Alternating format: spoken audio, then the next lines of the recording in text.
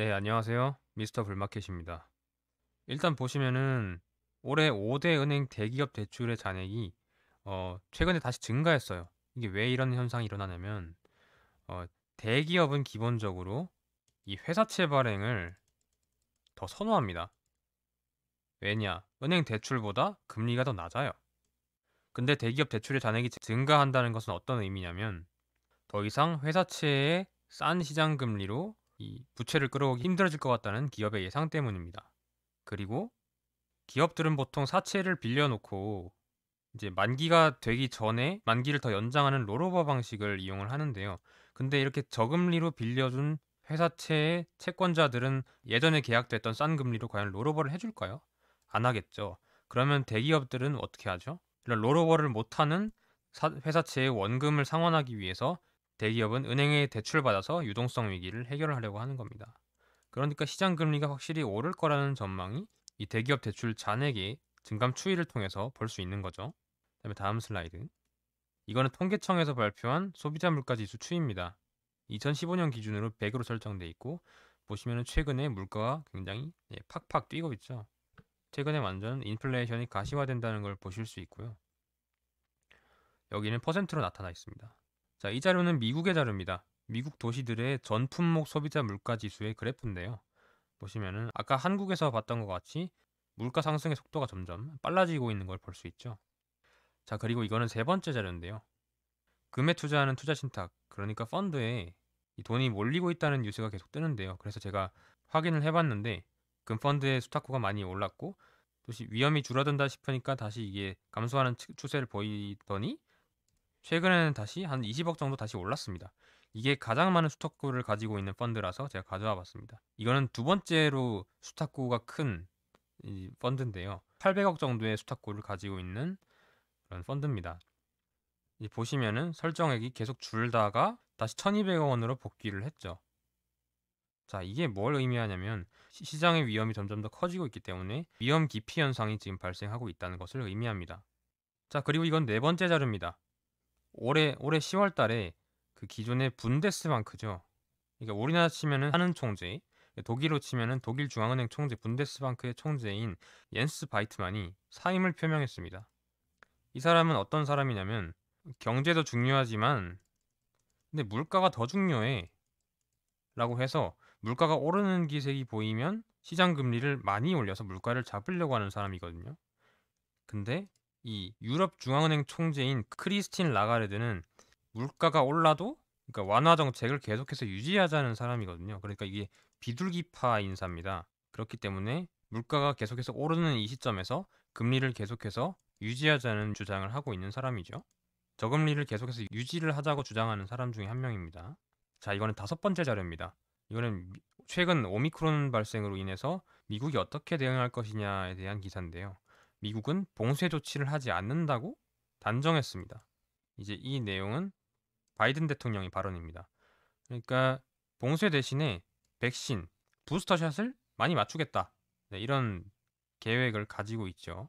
그러니까 뭐, 행정부의 인사의 발언으로 통화 정책의 방향을 예측하는 것은 굉장히 위험한 행위일 수 있지만 저는 이거를 경기 관리에 대한 자신감의 표출이라고 저는 이해를 했고 이에 대해서 금리 인상을 두려워하지 않는 상황이라고 저는 생각을 하고 있어요. 저금리를 마냥 유지하지는 않을 거라고 저는 이해를 하고 있습니다.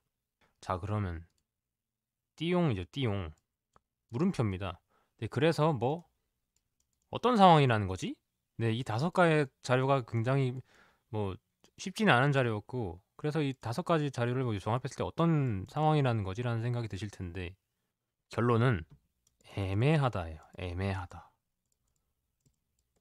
누구도 이 상황을 명확하게 결단 지을 수 있는 사람은 없어요. 뭐 정확하게 얘기하는 전문가들은 뉴스에 나와가지고 이러니 저러니 얘기를 하겠죠. 근데 그런 건 별로 중요하지 않아요. 저희는 이런 상황을 받아들이면 됩니다. 아, 그런 상황이구나라고 받아들이면 되는 거예요. 왜냐? 투자의 세계는 1 더하기 1이 아닙니다. 여러분들도 알다시피.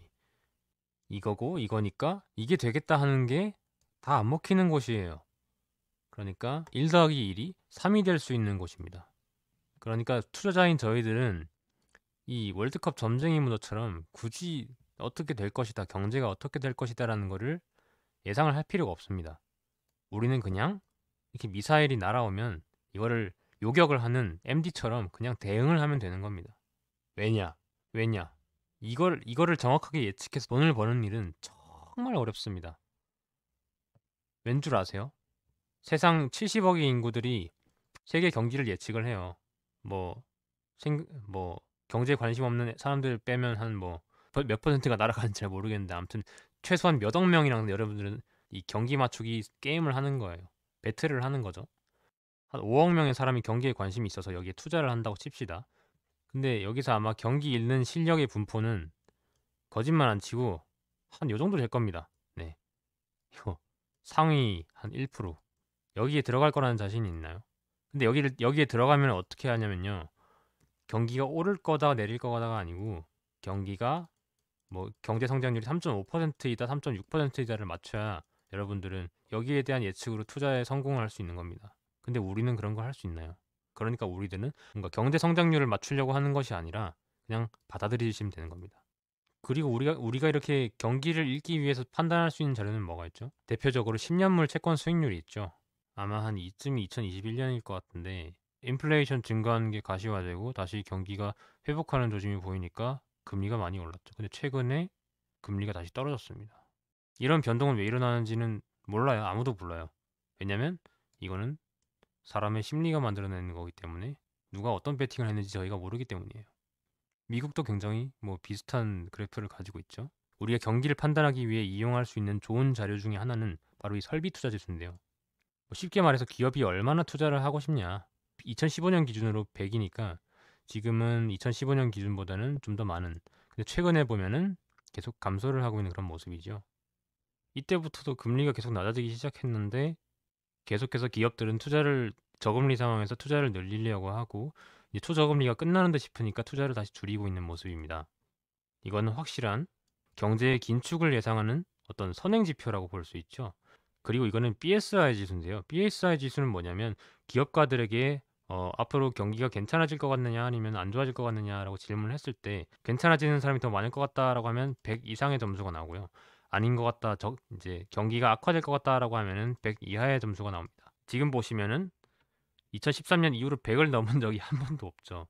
저희가 파악해야 될 거는 절대적인 수치보다는 이 추인데요. 이때가 이제 그 코로나 때고, 코로나 때라서 거의 뭐 50도 안 나오는 상황이었죠. 근데 최근에는 또 많이 오르다가 다시 주춤했다가 다시 오르고 있어요. 근데 여기서 제가 꿀팁 하나 알려드리면은, 설비 투자 지수는 바로바로 매달 받아볼 수 있는 게 아닙니다. 그러니까 보시면은 이때 2021년 7월 자료, 8월 자료가 마지막 자료인데요. 이 BSI 지수는 8월 이후로 2개월이 더 나옵니다. 그러니까 설비 투자 지수만 보는 사람보다 2개월 정도 더 빨리 이 경기를 파악할 수 있다는 거죠. 그러니까 다음 달 설비 투자 지수는 아마 뭐 굳이 까보지 않아도 더 올라가겠죠. 그리고 이 자료는 미국의 민간 투자 지표인데요. 이건 분기 단위로 작성이 된 거라서 다음이 어떻게 될지는 모르겠지만, 저희는 말씀드렸듯이 저희는 이거를 예측할 필요는 없습니다. 근데 한국은 어땠죠? 한국은 최근에 고꾸라졌는데, 미국은 3쿼터에도 더 증가를 했죠. 한국과 미국의 민간 투자의 추이가 차이가 발생한다고 이해하시면 됩니다. 자, 저희는 이런 식으로 자료를 읽으면서 이제 주식시장 참가자들의 심리를 읽을 수가 있고요. 그럼 이런 자료를 어떻게 잘 파악을 할 수 있을까요? 좀 이상하지만 가장 안 좋은 방법을 먼저 말씀드리겠습니다. 첫 번째는 가장 느린 정보를 발표하는 한국은행입니다. 이 한국은행이 정말 한국에 없어서 안 될 기관이긴 한데, 발표하는 게 너무 느려요. 국내 GDP도 보면은 뭐 연말 다 됐는데 이제 막 3분기 GDP 발표하고 있고 그래요. 뭐 이렇게 아까 보여드렸던 이 BSI 같은 경우에는 매달 발표하는 거니까 뭐 참고를 하면 되게 좋은 자료긴 한데, 거시 변수 같은 걸로 투자를 하겠다는 생각은 절대 하시면 안 됩니다. 너무 느립니다. 그러면 이제 두 번째로 좋은 방법은 이 뉴스로 파악하는 건데요. 이 한국은행보다는 훨씬 빠릅니다. 근데 이 뉴스도 한 발짝 느립니다. 왜냐? 이 정보들은 기자들이 파악을 하고 이제 수집을 해서 적절한 이제 방송에 어떤 정보를 내보낼지 선별을 한 다음에 영상화를 만드는 그런 작업을 거치기 때문에 한 템포 느릴 수밖에 없는 게 바로 이 뉴스입니다. 그리고 이런 노조 협상을 파악하는 것도 결과가 나오면 이제 뉴스로 나오기 때문에, 이런 걸로도 조금 분명 한국은행보다는 분명 빠른데, 한 템포 느릴 수밖에 없어요. 그럼 가장 좋은 방법이 뭘까요? 바로 네, 직접 마트로 가보는 방법이 제일 좋은 방법입니다. 결국에는 자료 수집 방법을 기자들은 어떻게 할 것이냐를 생각을 해봐야 돼요. 기자들은 어떻게 하죠? 그냥 저기 다 가봐요. 직접 취재를 가서 소비자 물가가 어떻게 변화했는지를 실제로 몸으로 느껴봅니다. 그래서 자기가 내보낼 뉴스보다 자기가 먼저 알게 되죠. 그러니까 이거를 투자에 미리 반영할 수가 있는 겁니다. 그리고 실제로 사람들과 인터뷰를 해보는 게 가장 좋죠. 뭐 전부 다 기자들이 하는 일 아닌가요? 그죠? 여러분들이 자료 수집을 통해서 여러분들이 진짜 경기에 대응하고 투자 전략을 정밀하게 가져가고 싶으시면 한국은행 자료나 아니면 이 뉴스를 보는 게 아니라 직접 사람들과 만나서 해야 된다는 걸 강조를 하고 싶었습니다. 근데 제가 말씀드리는 거는 이렇게 마트에 가고 사람들이랑 얘기하면서 앞으로의 경기를 예측하라는 말은 아니에요. 지금 어떤 상황에 놓여 있느냐를 파악하고 거기에 대해 반응을 할 생각을 하셔야 된다고 저는 마지막 말씀을 드리면서 영상을 마치겠습니다. 아무튼 여기까지 시청해주신 분들 정말 감사하다는 말씀 드리겠습니다. 다음 주 월요일에 화승인더 자료로 찾아뵙겠습니다. 감사합니다.